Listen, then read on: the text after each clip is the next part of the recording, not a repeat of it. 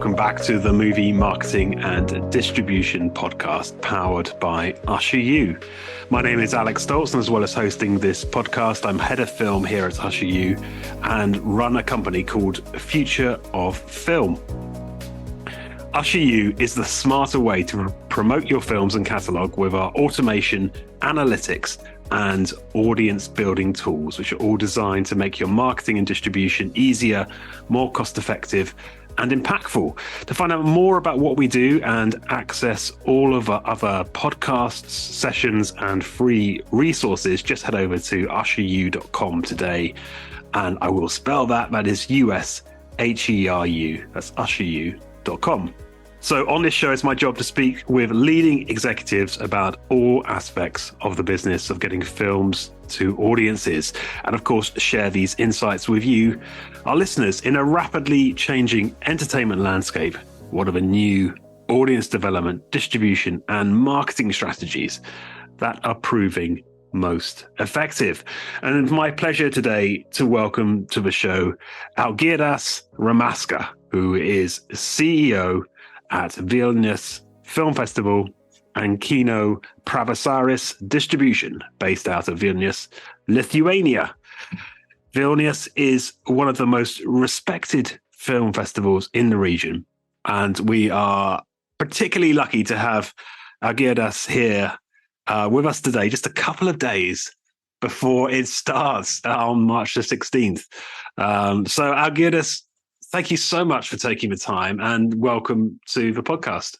Thank you for inviting me. It's a big pleasure. So looking forward for our conversation today.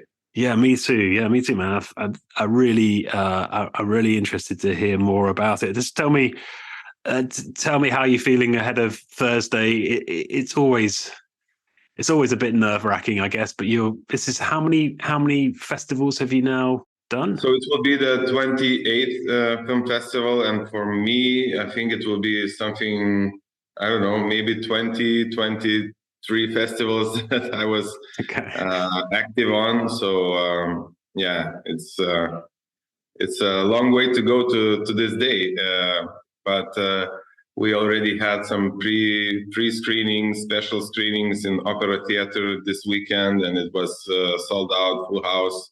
We had the Charlie Chaplin film kit with the orchestra and Opera Phantom with the live electronic music DJs that were making we had some premieres, exceptional premieres. We had the Mariupolis premiere, Lithuanian title. So yeah, it was already a big one big step towards the opening of the real festival, but it's so good to see people back.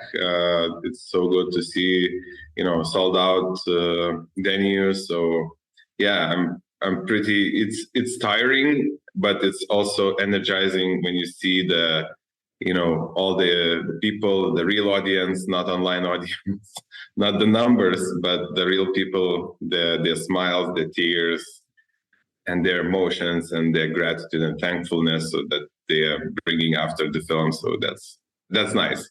That sounds like a lot's been going on even before it started, and that sounds awesome. I'd love to have been there for the kid and some of that other the music and film sessions you were talking about. Yeah, at the moment, for a lot of people, they think that the thing starts when the festival starts. But for us, the hard work is done already. Now it's like we need to present it, we need to be for the audience, etc. So, and now we have every day already for a few weeks. Every day we have 3 to 4 events happening.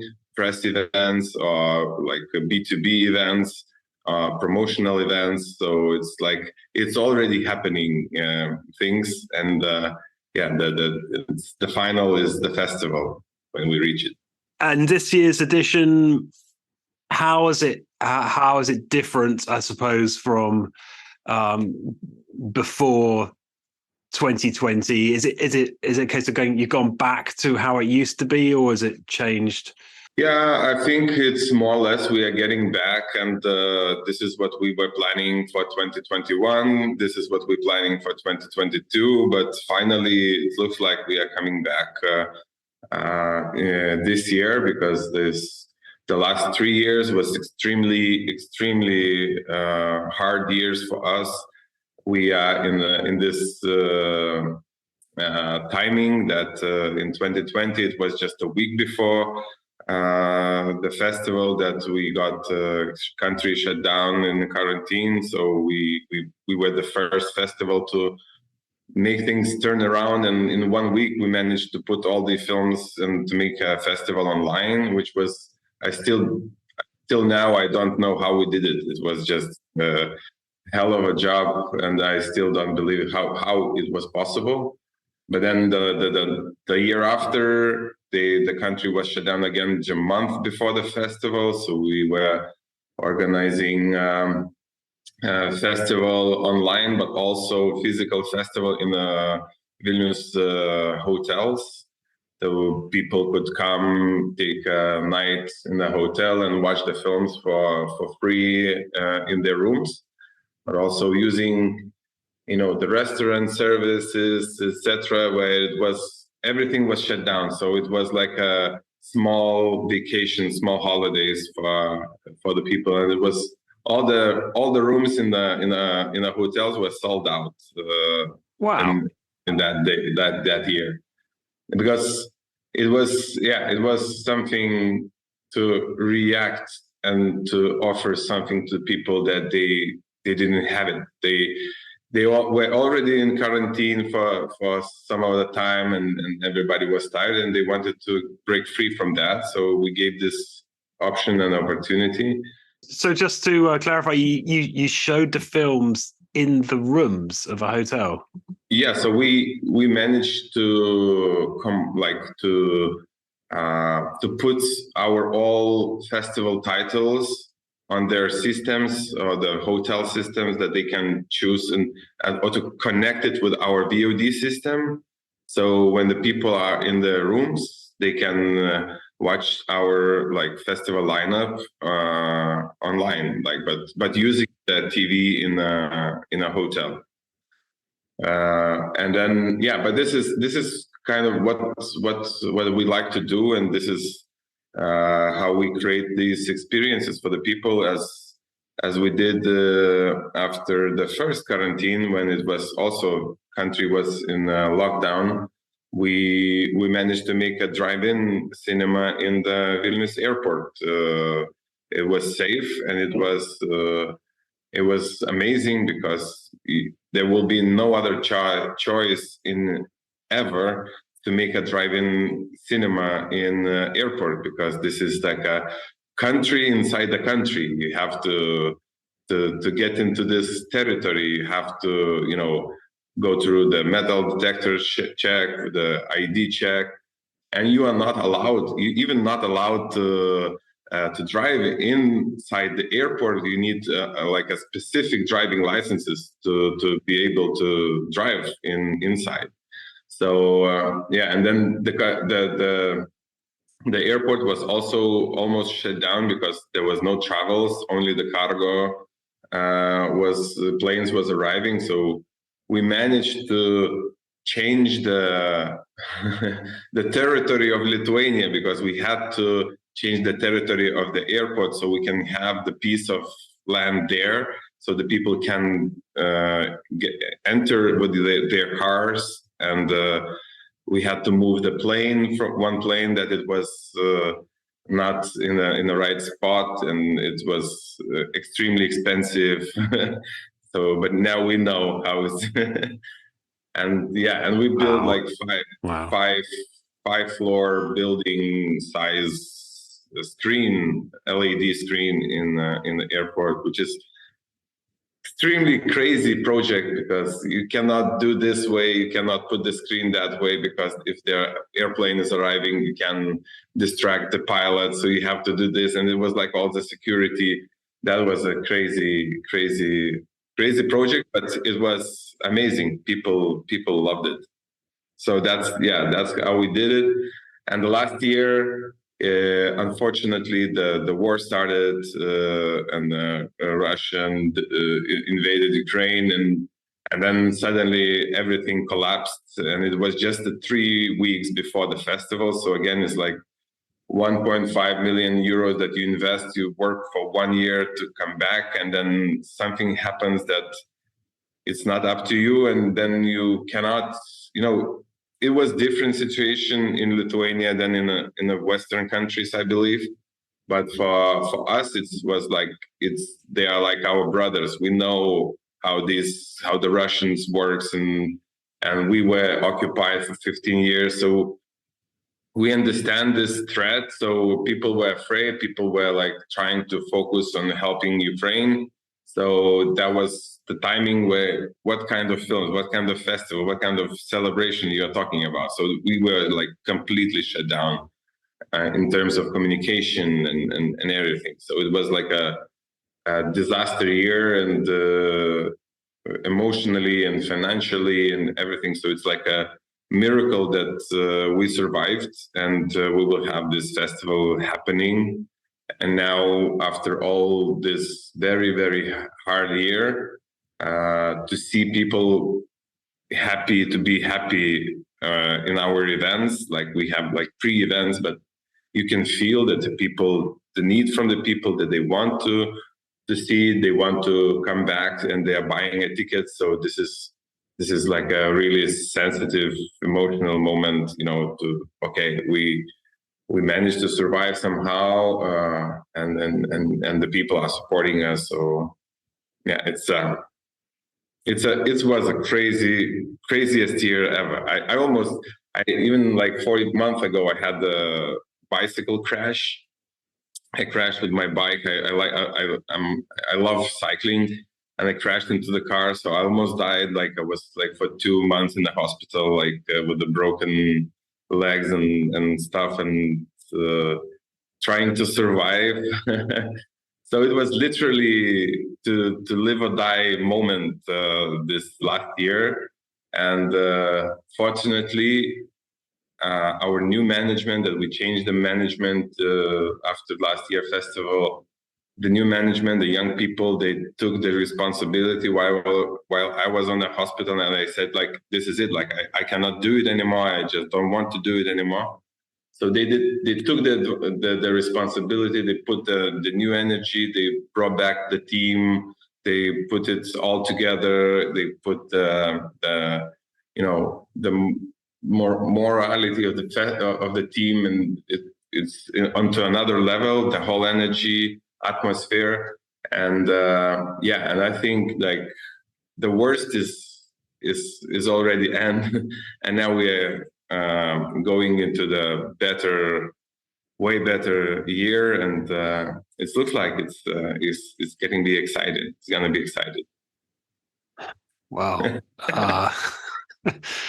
I don't know where to start, man. I mean, that's a big journey you've been on. Yeah. So, like, congratulations and on making it through. So many challenges and innovations and endurance that you've had to sort of demonstrate. So yeah, congratulations. I really wish you the very best of this year's festival. What do you think makes a great festival? I think I don't think even about the festival. I'm thinking about the things in general, that what we do. I don't know, you can call it entertainment business, but it's the same for educational purposes, cultural purposes. And I believe that it makes like it's when you can create something. I say, like, if you can create the movement, and you really truly care about the experience that the audience will have, that's what makes the difference. If you see this as just a business as usual, as you're like just doing, I don't know, the distribution, anything, you have the film, you have like a poster, you have trailer, you have this and that. it's no fun. It's not interesting. And this is, I believe, our DNA is like that. We really, really care about the audience and about the experience of the audience. And it's not written goal, but the goal is to create and to give the experience to the audience that they didn't even thought that it's existing. So we give something extra that they didn't even thought that it's existing. So it's when you bring that to this level of creativity and caring about the people, what they're gonna experience, I think that's what creates the good festival, like best festival or best experience, basically. And and if you are running is just like business as usual, we see a lot of festivals that they do, but they are not thriving. They are going down. So because the line is always going up or going down. It's not going same line. So and to keep this momentum growing all the time, you need innovations, you need creativity, you need something new. You always have to add something new, something exciting. Okay, what's gonna be next? What's gonna be new? So that's the engine, I guess. And this year, what are you sort of most excited about seeing how it's going? Have you got any different approaches? Yeah, so that's for example these the pre-screenings and special screenings that we had just before the festival in the opera theater, that with live music or with some special screenings, and to give the people the feeling that to watch their favorite film in the most beautiful place of Vilnius, and a beautiful cultural place, and not that they usually would go there. So that's kind of things. And also our main goal this year is to bring the people back to cinemas. So we always we have to invest a lot of money to rebuild the cinema in general, so that when the people will come into the cinema, where, for example, the majority of the screenings is happening, it's going to be changed. It's not going to be the same as it was on a regular base. So they will come, there will be a sponsorship, like some activations, there will be some beautiful, flowers, whatever. It's going to be different lighting, it's different, sound effects. So even when the people are waiting for a screening, so we're trying to give them this experience to be happy to be back, basically. So and of course the programming and the films that was selected, that's all of it comes together. Tell me a bit about the distribution side of the business. You mentioned it earlier. Mm-hmm. Is that a separate entity entirely, or does it join up with the festival? It's a separate entity, and it's like I'm the owner of both companies, but in general they work as a separate companies. And how we started, because we had some problems and we wanted to solve, and I think the problems is the best engine for creativity, right? You need to find a new business model. So for us, it was that during the festival, we buy the festival rights for the films, and it usually goes with the 3 screenings and 1,500, 2,000, 1,000. Like, it's a screening fee for the festivals. And for us, it was like it didn't really work out, or it works, but it's not enough, because I was thinking that it's not fair that if the Sarajevo or bigger festivals, they pay the same amount for festival screening fees but then they have ability to screen this one screening for 3,500 people, let's say in open air or somewhere in the big theaters. And it's same amount. And we have like a lot of small cinema rooms, which is like 100 seats. So when you calculate that, it doesn't make sense, it's financially. And then I came up with the idea that, okay, so why the Vilnius is a small city compared with the biggest cities, and why if it's a Athens Film Festival or London Film Festival can happen where it's like millions of people there.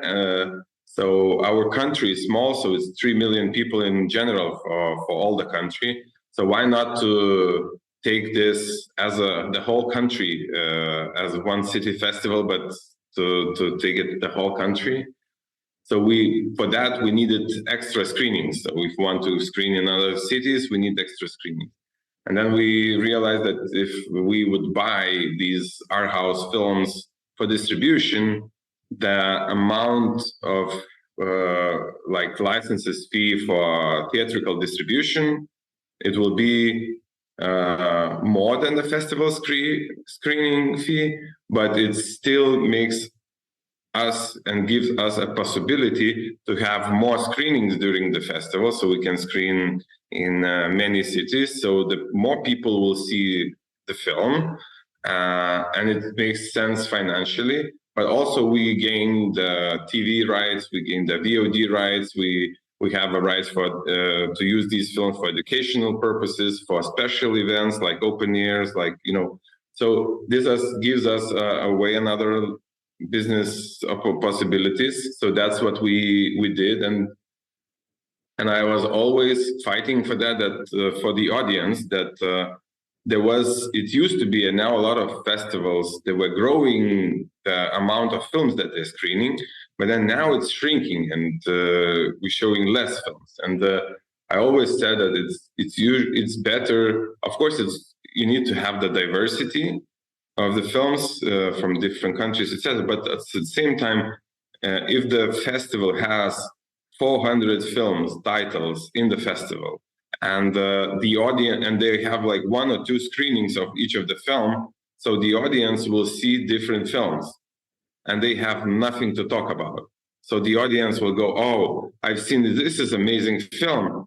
I want to say my wife, my friend, go and see it. Oh, it's not gonna play again. Sorry." So you are left alone in suffering, with your emotions, that the only one that you see the film and nobody else can see it. So they will see it on pirated pages or whatever somewhere, So we have to give this possibility for people to share and to see these films. So that's how it started. That's how we started working with the distribution, and also we see that when the festival is over, you invest like enormous financial and resources of people to promote these films. So you make a big buzz, and then after the festival, still there was a lot of films and people didn't see all of them, but they've heard it and they want to see some of them too. And it's like a huge wave that comes with the festival. So now after the festival, we release these films in the cinemas straight after the festival. So it's still this wave of the festival audience. They are not enough. They want to see it more. They won't want to go it. So these people that they've heard about it, friends told that about it, they go and see the film. So for us, it worked very well, because then we do this distribution part, and it goes like for 1 month and maybe 1 month and a half, we are taking over all cinemas in Lithuania, because for the first part, it's a festival place, all the films, and there's no other films, even Hollywood films. It was just a few films that is released. And then after that, it's still a lot of our content. So you can put it all these resources and efforts that you made, okay, then you can get this, value capture back. That okay, you spend it, you created the value, but then you have to capture it. So yeah, that's what's worked for us, and until now, I see a lot of film festivals that they started to do the same. So it's good. It means that it's good for business, good for them. More films, especially art house films, are distributed. More films find their audience. So yeah, that's good. Yeah, and it makes sense to connect the distribution with the festival more, just in terms of timing and strategy. So all of that excitement and publicity isn't lost. Yeah, and it's also extremely works well with a smaller territory country. If it's like a big territory, there's like more distributors, there's like more expensive to buy for whole territory than distribute the films everywhere. So it works for us because we found this business model. Maybe for others it's like a different models that they can bring, as much as it brings the audience for European and art house independent cinemas. That's great. You're listening to the Movie Marketing and Distribution podcast, powered by Usher You.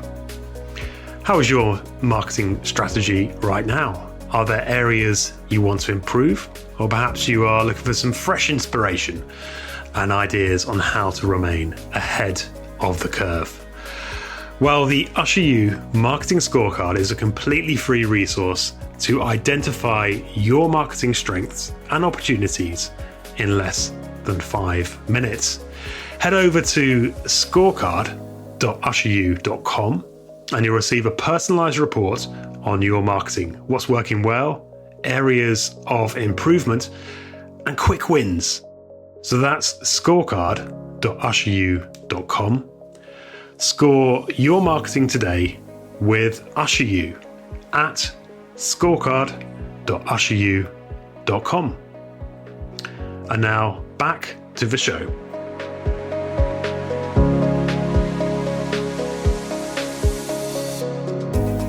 We're always interested here at Usher You about data and how that can be used to make to bring more audiences in to see films and to make better business decisions. Do you use data in your work, and if so, how?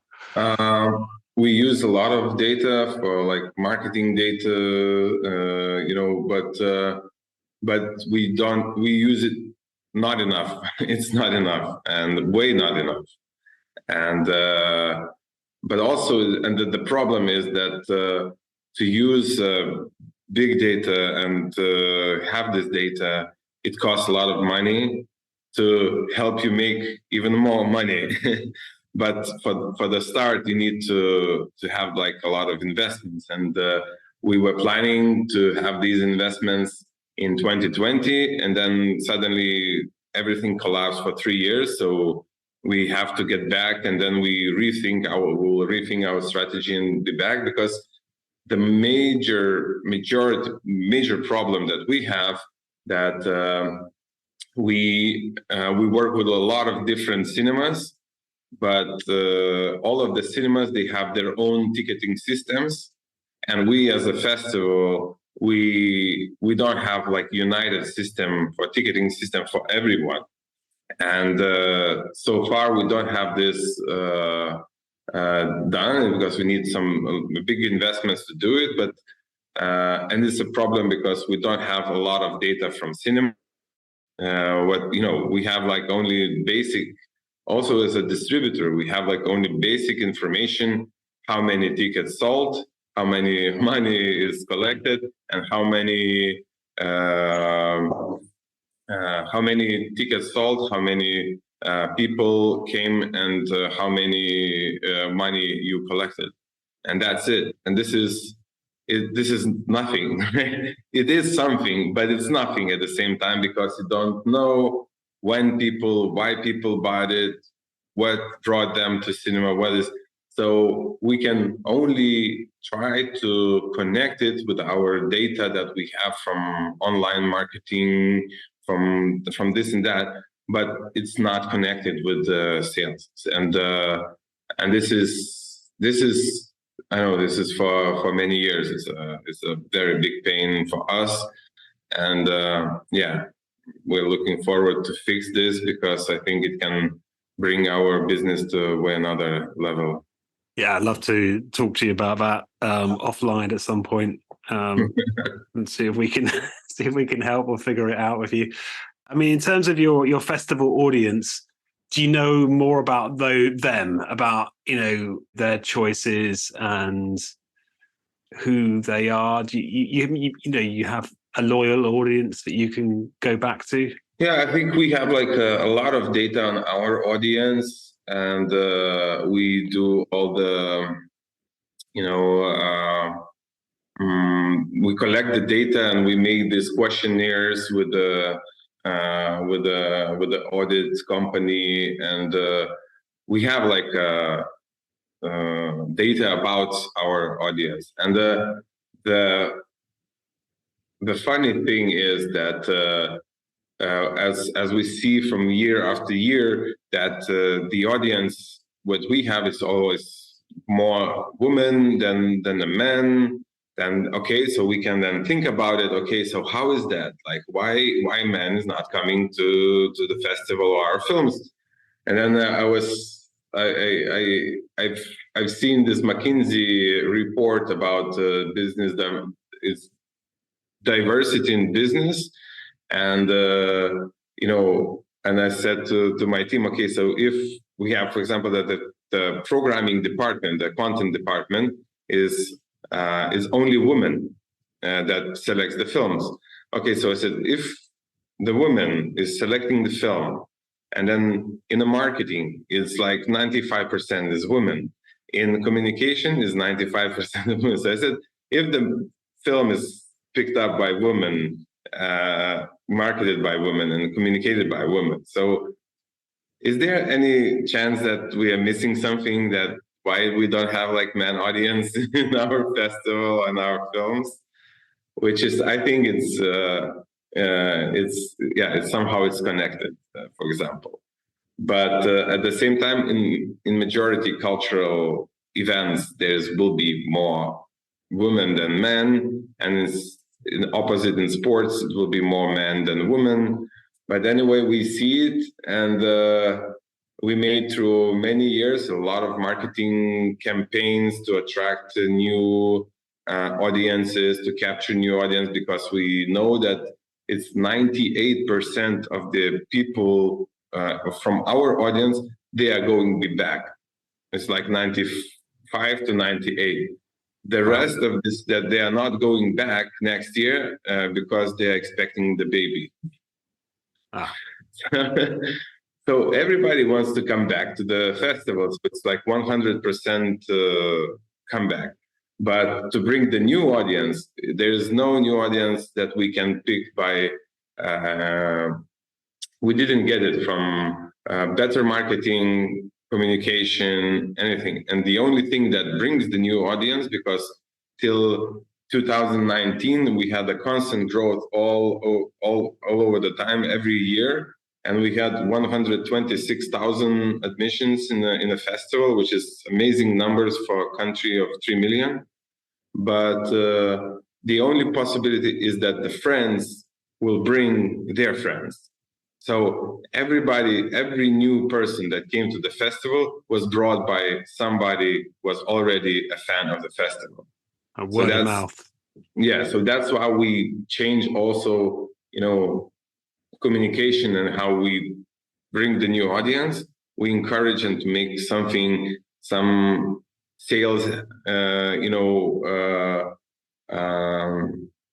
campaign. So if you buy this, you can buy 2 and get 1 free or whatever for your friend, to invite your friend. So, if you will bring your friend, you will get this, if you get that. So, yeah, so it's about that, I think, because this is how the whole audience growth happened to many years. Yeah, making it easy for people to bring other people and to create this sort of, bring new audiences in. Also, is it a case of bringing younger audiences in? There's a lot of talk about the audience getting older, particularly for like art house films. But this is my favorite part when it when it goes to young audiences, and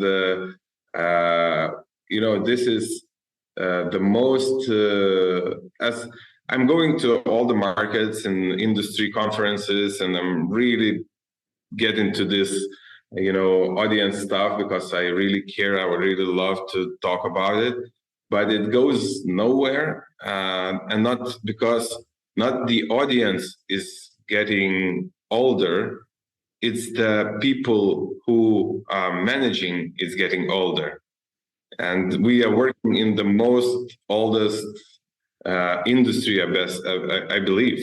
And sorry to say, you look like me, like we are too old already. But this totally, man. I know I want to hear more about this, but I have to say, when I was at Berlin, that's where we met recently, and I was looking around at the market there, and I'm thinking, where are the younger people? I feel like I'm looking around, I'm thinking, I don't feel too old, and I should feel old, right?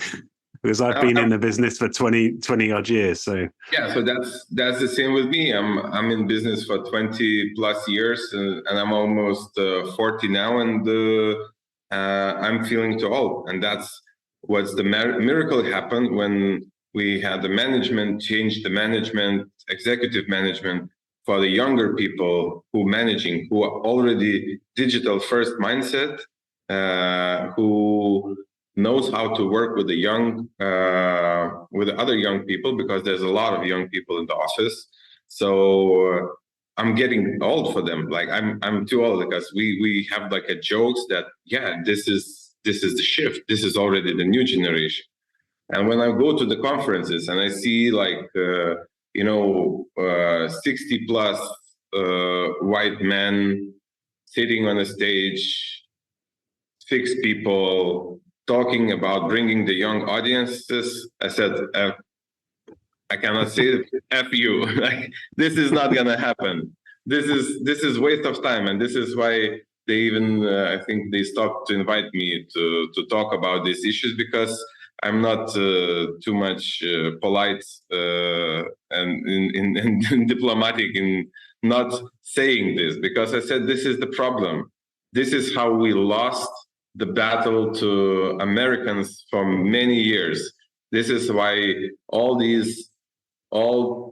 association presidents, directors, producers, they were holding for 35 millimeters, and it's not going to change forever. That's why we lost 12 years of progress in front of Americans.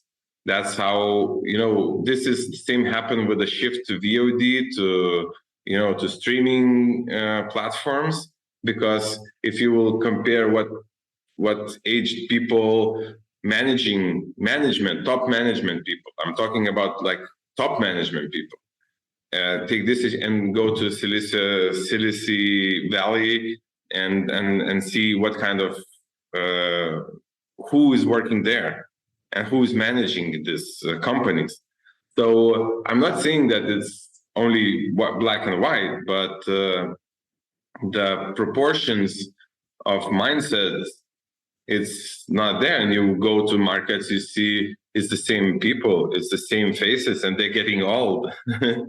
and you are getting old, the same. So yeah, that's why maybe, how to bring the young audience, maybe we should give them camera. I think the Lithuanian films is a unique example for that, because we had this magical shift in last 10 years.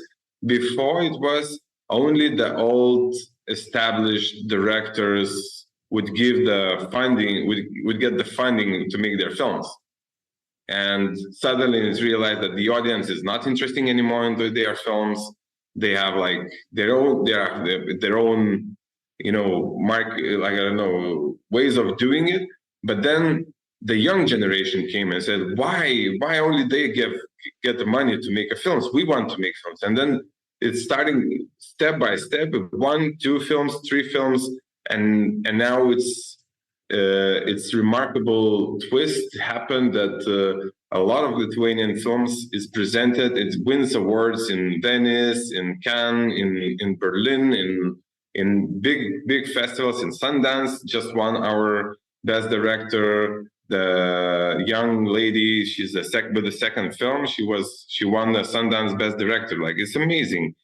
And the Laurynas Barešas won in Venice, the Horizons best film. So the new generation is here, and the audience came back to the Lithuanian films in cinemas. So it's this shift has happened, and this is, I think, amazing example of what can do, what kind of benefits we can have if we have this twist of generational change. And it's not with it shouldn't be done in this battle between the two generations. It shouldn't be the fighting or like awful thing. It should be that, okay, we have some experience that we can share and we can give you and then give them a possibility to make mistakes, experiment, and do their own stuff that it's interesting for the young audience too. And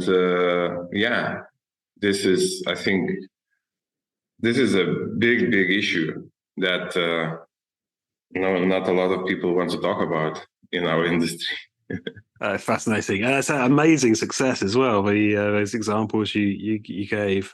When I hear somebody, and also like elder people talk about, especially in all the conferences and with all these associations, when they talk about the young audiences, it's so far from the real life what you can see in, okay, maybe it's just in Lithuania and we have different market and it's in our field is different. But when I go and I meet, I'm visiting schools, I'm talking to them about film education, I'm showing the films to them, and it doesn't have anything related with the people with the higher ranking politicians and this association and etc. It's just two opposite worlds. Like, this is totally different parallel worlds that they are talking about and the actions they want to do it, and versus the real life that these young people live, the mindset of how and why and what and they're doing. So, and if there will be no dialogue between that, if there will be no real dialogue between, that's what's gonna happen. We're gonna use way much more American products, Chinese products, applications and etc. Because they will find their own ways if we will not work together with them to find our own European unique ways. So yeah. My next question, which I don't know if you maybe have already answered, but it was, if you had a magic wand, Algirdas, that you could fix one thing in the industry, what would it be? Would it be that to bring more young people in? Mm-hmm.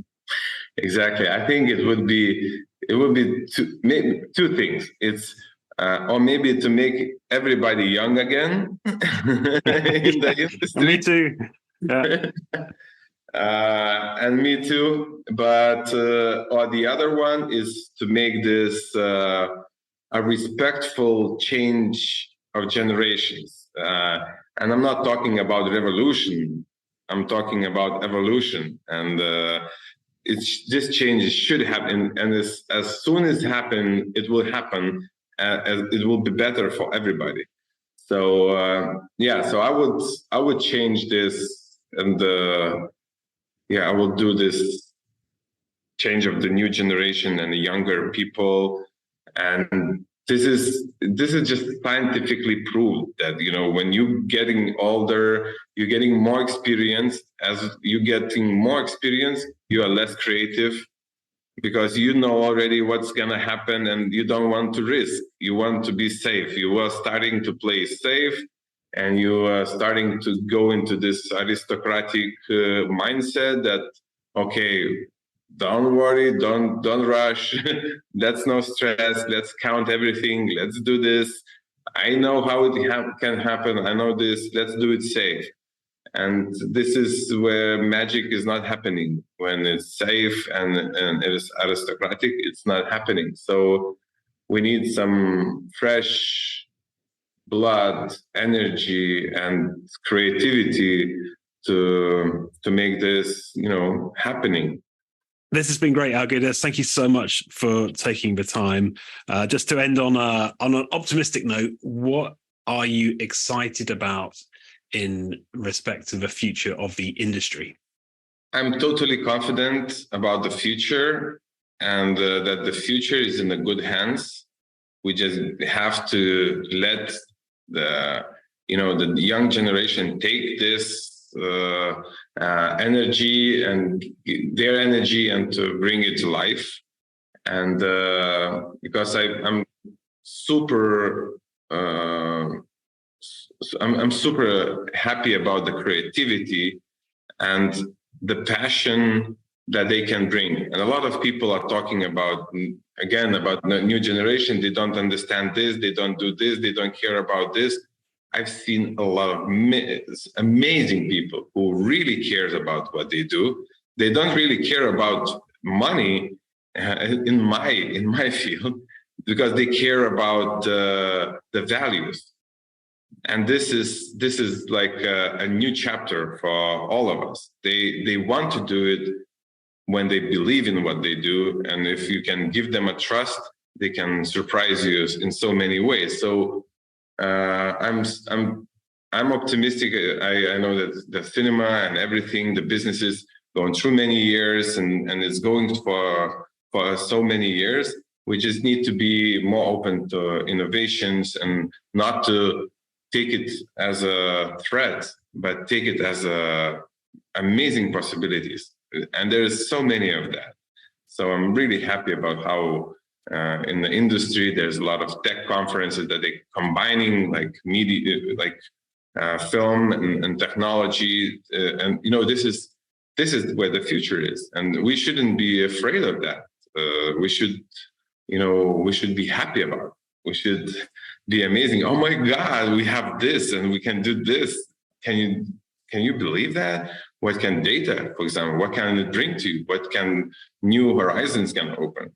So I think this is very, very exciting time, and especially for those who are brave and not afraid, and who is taking it as a chance, as opportunities, not a problem. So it's always a chance to go around, to be creative and to find the ways how to live and survive. And I think we are a good example of that.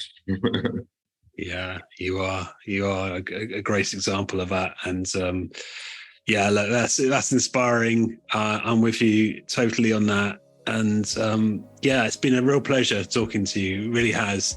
Okay, so thank you so much, and wishing you the very best for the 2023 edition. Thank you. It was a big pleasure.